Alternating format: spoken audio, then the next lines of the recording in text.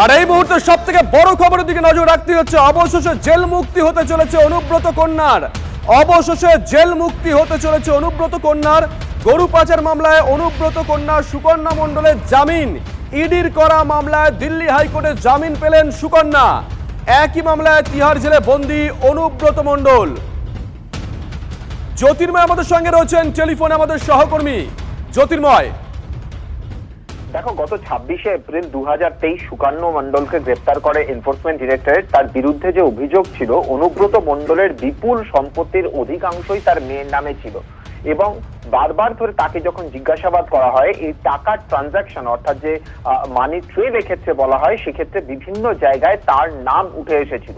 তাকে যখন প্রশ্ন করে ইডি, সেই জিজ্ঞাসাবাদের মুখে সে কোনো উত্তর দিতে পারেনি এবং সে বারবার ধরে একটি উত্তর দিয়েছিল যে সবকিছু তার বাবা জানে। এবং যিনি হিসেব রক্ষক তিনিও কিন্তু এই জিজ্ঞাসাবাদের মুখে বারবার ধরে সুকন্যা মণ্ডলের নাম বলেছিলেন এবং যেহেতু জিজ্ঞাসাবাদে কোনো উত্তর তিনি দিতে পারেননি, তাই 26শে এপ্রিল 2023 সুকন্যা মণ্ডলকে গ্রেপ্তার করা হয়। গত 1.5 বছর ধরে তিহার জেলে বন্দী ছিলেন সুকন্যা মণ্ডল, কিন্তু সিবিআই তাকে এর আগে জেরা করলেও সিবিআই তাকে গ্রেপ্তার করেনি এবং সেই কারণেই আজকে দিল্লি হাইকোর্টে জামিন পেলেন সুকন্যা মণ্ডল এবং যে সম্ভাবনা রয়েছে যে আগামীকাল তার জেল মুক্তির সম্ভাবনা রয়েছে। বেশ নজর থাকবে জ্যোতির্ময়, নজর থাকবে।